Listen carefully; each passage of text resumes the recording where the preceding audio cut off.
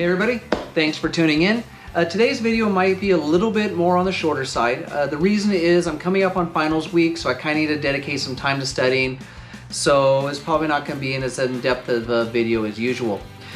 This week I want to talk about how to take your bone stock car to whatever level of a tuner car, race car you want to make, and kind of the steps along the way so that as you're building it flows organically into the next step. For those of you that have been doing this for a while, there's probably all old, very broad information for you. You know it in and out. However, if you're just getting started on tuning, or you're thinking about making the swap over from like American Muscle to import tuners, this is going to be a great video to kind of give you a step-by-step on how to get from your stock car to whatever it is you want to turn your car into at the end. I've had a lot of experience doing this. I have built up about 3 Miatas. I've had a Mazda RX-7 FD3, an R32 Nissan Skyline GTR, 2 Mark IV Supras, and an S2000. And this is the progression that I've used on every one of my builds, so I think it works rather well. So there are 2 ways to build an import tuner. One way is for those of you that are fortunate enough to make a decent amount of money. You just buy the car, you drive it to your favorite tuner shop, you plop down a whole bunch of cash, you say I want 600 horsepower, I want it to look like this picture. You leave, you come back in about 4 to 5 weeks and your car is exactly what you want. If you have the ability to do that, more power to you. That is one way to build a car.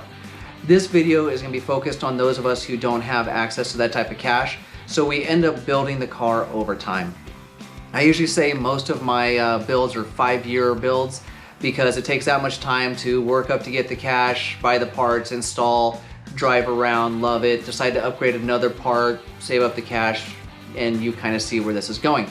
So if you're like me and you're kind of more on a fixed budget, this is going to be the steps that I would personally take to get a car up to where I want it. So the first step is actually the least exciting step. It's the general maintenance. If you're like me, you're not buying a brand new car off the showroom floor. You're typically finding a car that's 5, 10, 15-year-olds or older, and you don't know if the previous owner has kept up with the maintenance or not. So what I always do whenever I buy a car, the first thing I do is I check the timing belt, the water pump, spark plugs, thermostat. I change all of the fluids, drain the oil out of the engine, the transmission, the differential, do the radiator fluid. Just pretty much make sure the car is in tip-top running condition, because as you start to modify, you're going to be putting more stress on the car and you're pretty much more likely to break something if it wasn't properly maintained. So the first step is just replacing anything that's worn out and needs to be replaced anyways. If the clutch is starting to slip, might as well upgrade the clutch. If your shocks are blowing, time to step up to either coilovers or getting a nice adjustable strut and spring combo. So just kind of take a look around the car, see what needs to be replaced anyways, and that's a good place to start with your upgrades. So now that you've got the maintenance taken care of and you've refreshed any items that were starting to wear out anyways, you need to make a decision. You can go one of 2 ways on this. You could either start with upgrading your suspension first so you get better handling and braking, or you can choose to upgrade your engine first so you get the power. And that's just going to depend on what it is you want to do as personal taste. Some things tend to lead one way or the other, like if your shocks and springs are worn out, you got to do the suspension anyways, might as well just upgrade the whole suspension first while you're doing it and then move to the engine later.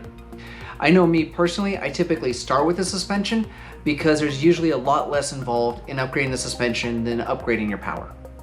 So if you're like me, you're going to start with the suspension. Or if you have to change out the shocks and springs because they're blown anyways, might as well just start with the suspension. The reason why I like to start with the suspension is it takes the least amount of parts to upgrade it, and therefore you usually finish it much sooner than you do the horsepower aspect of the car.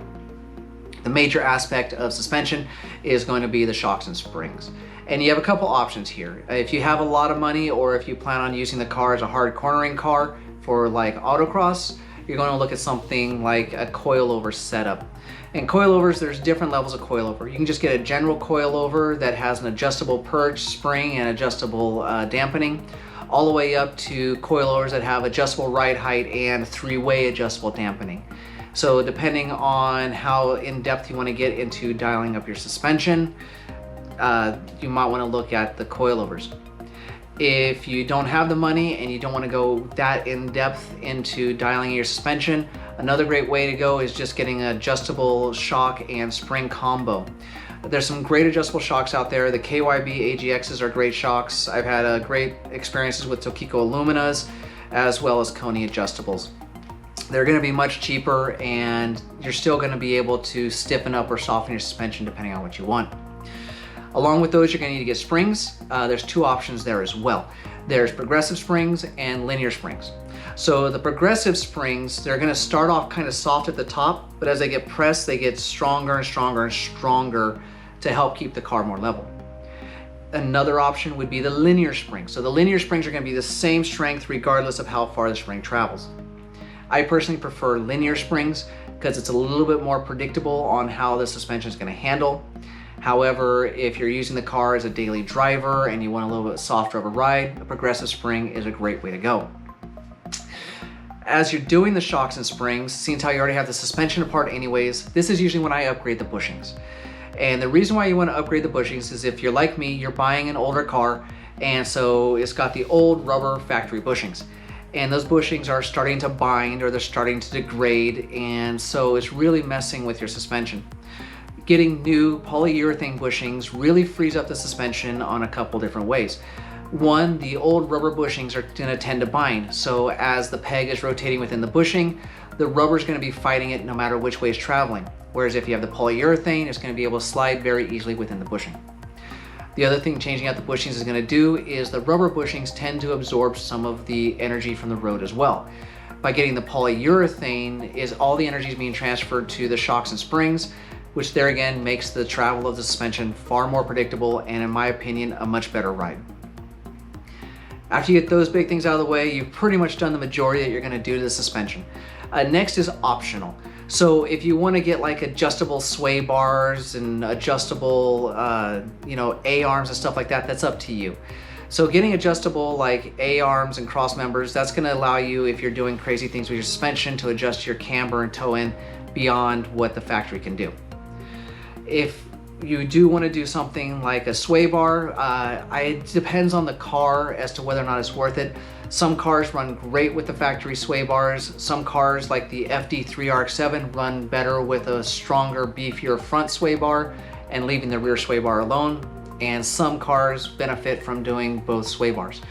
The sway bars, what they do is they transfer movement from one side of the car to the other in an attempt to keep more of the tire on the road so you have a bigger contact patch and better grip.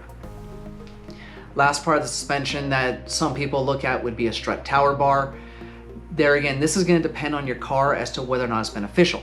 For like my Mark IV Supra, the strut tower bar is a great addition because I have a target top and the car has a lot of body flex. So it really benefits from having that. Another car like the Miata actually is not helped by the strut tower bar at all. In fact, it's actually hurt by it. The Miata has this really cool independent suspension all the way around that you want to work independently of each other. By putting on a strut tower bar and tying one side to the other, you're actually stopping the suspension from functioning as it's supposed to. So if you want to do either of those things, just go online, check with your platform, see what people are doing, and go from there. But that pretty much dials in all your suspension. So like I said, that's why as you start with the suspension, it takes a lot less work than upgrading the horsepower. Now we're gonna get to the part that most people are most excited about, and that's upgrading the horsepower of the car. Getting more speed, getting more acceleration, getting that great throwing back in your seat feeling. So cars from the factory are gonna come one of two ways. You either have naturally aspirated, which pretty much is the engine does all the work of pulling the air into the engine, or you have forced air induction, where you have a turbo or a supercharger that's forcing additional air into the block. So depending on which you have is going to affect how you upgrade the car and the availability of parts that you're going to have.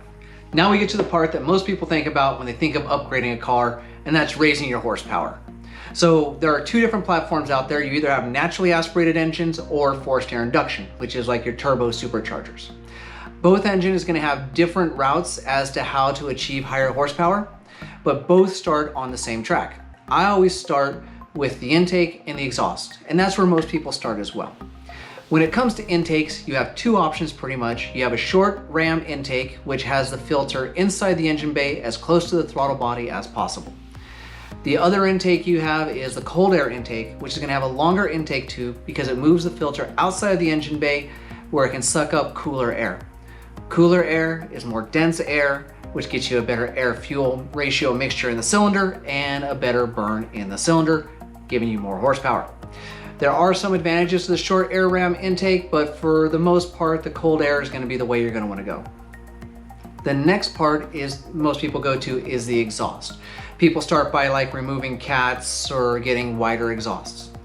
So when you have a forced air induction car, usually the philosophy is the bigger exhaust, the better. So you can get yourself a big exhaust as long as you like the tone and it doesn't get too raspy. Pretty much the more free flowing, the better. However, naturally aspirated cars is a different story. You do want to get bigger than the factory exhaust, which is restrictive, but if you go too big, you actually will rob yourself of horsepower.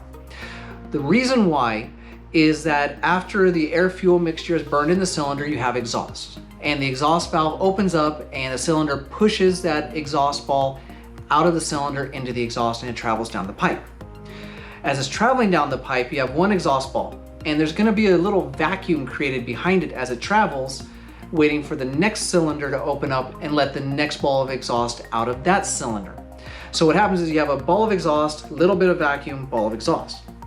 The reason why you need that little vacuum in between is when the cylinder opens up, instead of just the cylinder pushing the exhaust out of the cylinder, the vacuum helps suck it clean. Therefore, when you get your next ignition system, you have a much cleaner air-fuel ratio mixture and you get a better burn. If that vacuum isn't there and there's still some exhaust in the cylinder, you're not getting as efficient of a burn and you're actually losing horsepower. So when you get an exhaust that's too open, you lose that little vacuum and you actually are losing horsepower. So now that we've got those taken care of, this is where the cars start to diverge. If you're sticking with the naturally aspirated route, you're kind of stuck with where you're at unless you want to start looking at upgrading like the pistons and the rods and the cams and going inside the engine for a rebuild. However, if you got forced air induction, there's still a few more options you have to increase your horsepower before you have to start worrying about working on the engine directly. So once you've done the intake and exhaust and you're on a turbocharged application, we still have a few more bolt-ons that we can play with to get some more power out of the engine before we have to start modifying the engine itself. Typically, I start with the blow-off valve. So stock blow-off valves from the factory are usually set for a particular pressure based on whatever the stock pressure of the turbo system typically is. As you start to increase your boost, the spring in the blow-off valve isn't strong enough and can start to leak, which means your boost is being either evacuated into the atmosphere or back into the intake.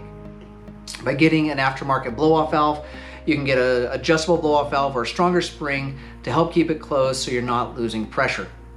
Basically what a blow-off valve does is, as the turbo is spinning, it's compressing air through the charge pipe into the intake. As long as your foot is on the gas, the throttle body's open and the pressure is flowing through the throttle body into the engine. But when you take your foot off the accelerator, either to shift or to hit the brakes, the throttle body closes and now you have all that pressure in the charge pipe with nowhere to go. The only option it really has is to go back through the turbo, and that's bad for two reasons. One, it could actually cause the turbo to spin backwards, which is a lot of wear and tear on the turbo, or it just creates an overpressure situation where the turbo, when you hit the gas again, will not be able to spool up as quickly because it's fighting all the pressure that was in the charge pipe. What a blow-off valve does is it opens up, lets all that excess pressure out of the charge pipe so that the turbo can either keep spinning the direction it needs to spin or doesn't have to work so hard to spool up when you hit the gas. So after I've upgraded the blow-off valve, usually the next thing I tend to look at is the intercooler. Most turbocharged cars from the factory are going to come with some sort of intercooler. You do have top mount intercoolers that sit on top of the engine. I don't like those because it's absorbing the heat from the engine. And then a majority also have a small little side mount intercooler. So typically what I like to do is get a larger front mount intercooler to install in the car. And the reason why you want the intercooler is, like I said, colder air is denser air, better burn in the cylinder. So when the air comes out of the turbo, it's usually fairly hot. One, because the turbo is hot from the exhaust gases running through it and the intake air has to go through the turbo.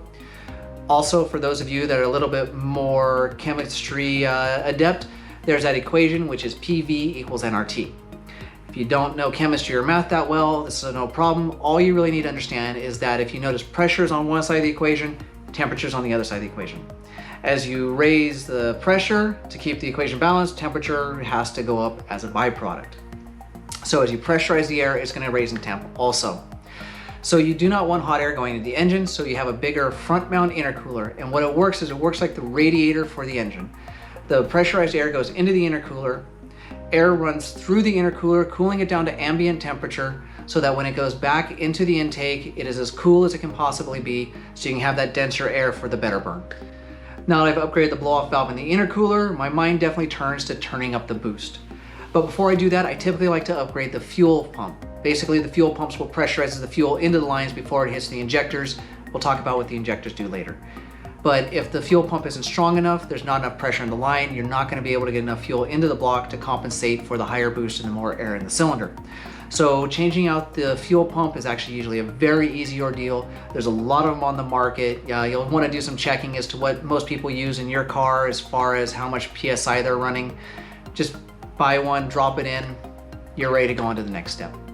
So now that you got your blow-off valve taken care of, you got a good front mount intercooler, and you have a fuel pump feeding enough fuel through the system, now's the fun part. This is where we start looking at raising a boost, and this is where you're gonna get the most of your horsepower. To raise your boost, you typically have to get an aftermarket boost controller. There's a lot of them out there. I personally prefer the TurboSmart brand. It's a great brand for either electric or manual.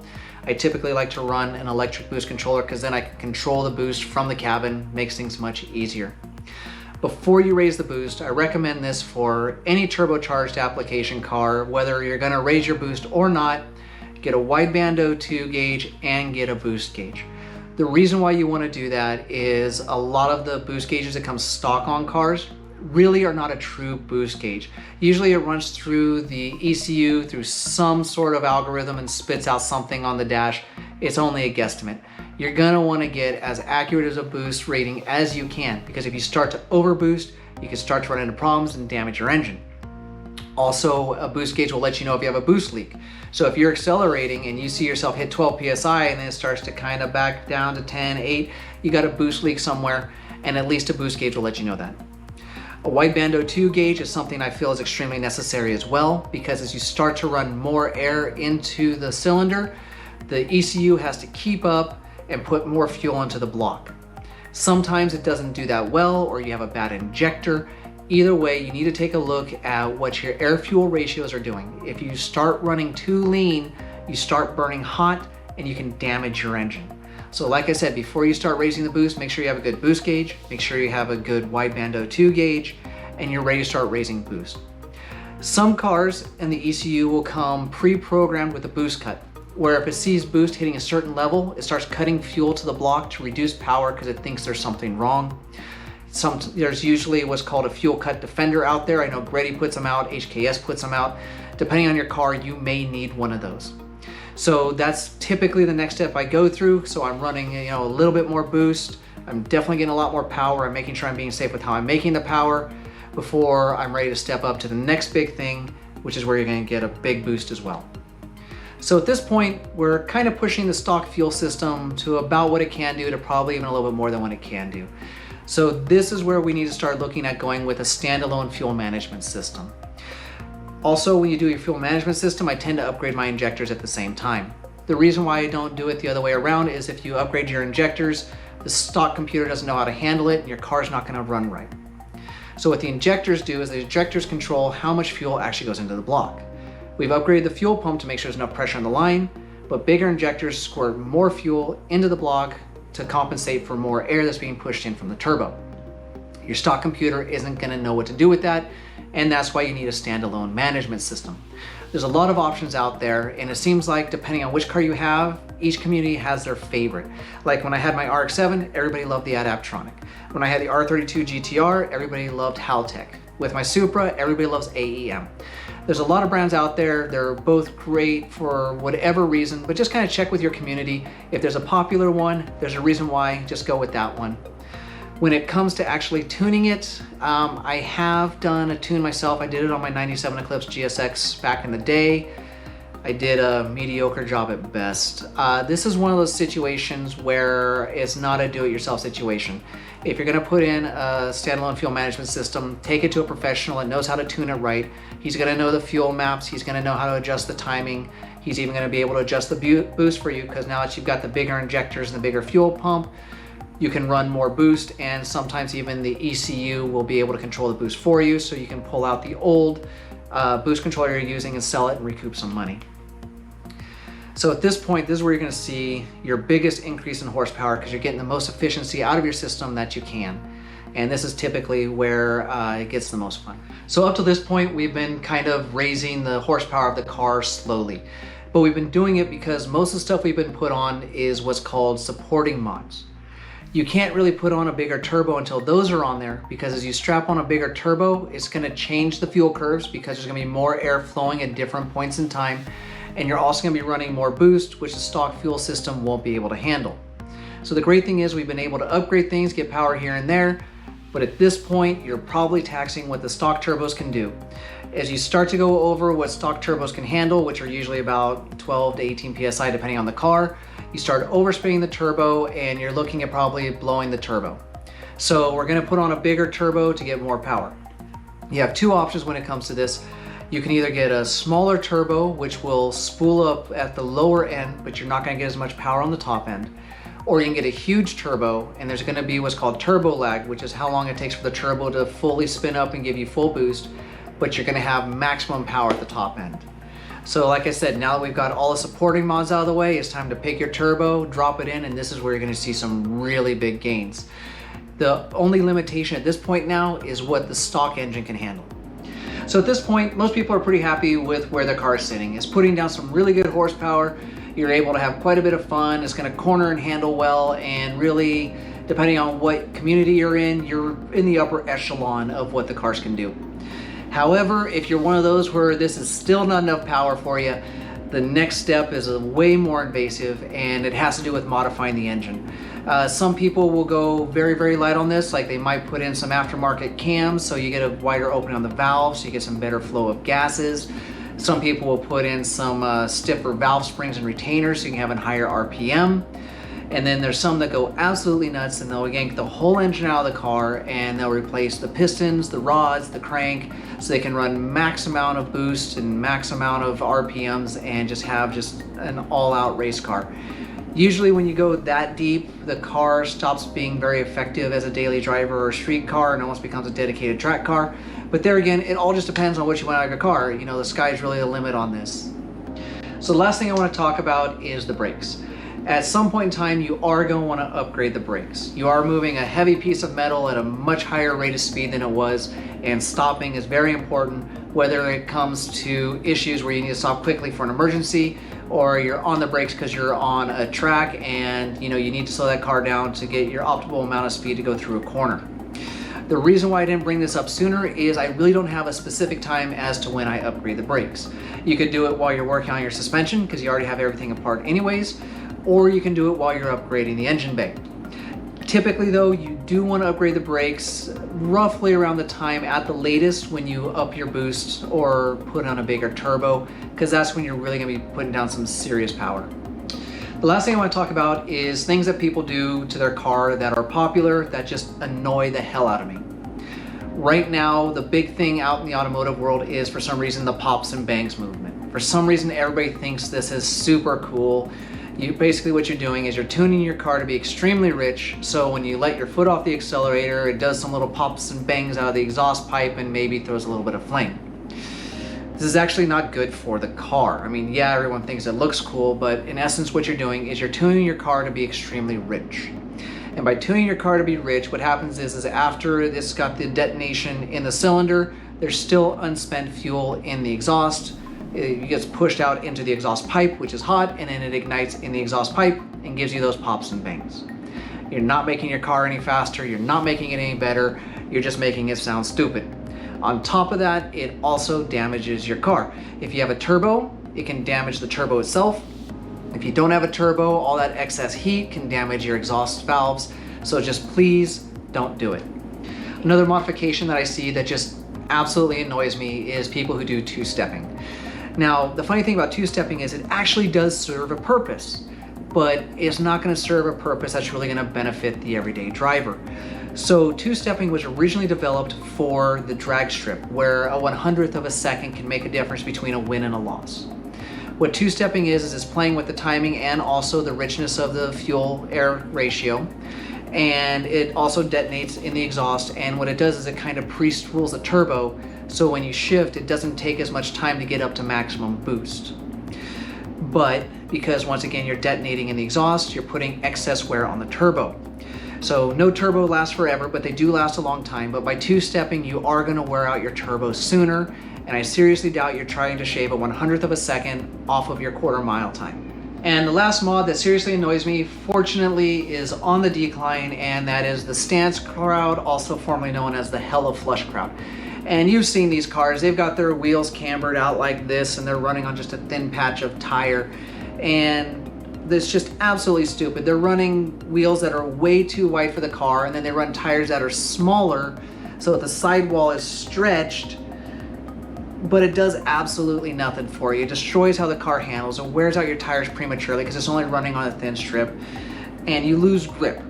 So I think the reason why this particular motion got started was when you take a look at race cars, they are a bit cambered because when you're going around a corner, it kind of lines up the tires, so you do get a bigger contact patch, but you're not cambered out that bad. So fortunately, this motion is on the decline, and please just don't do it yourself.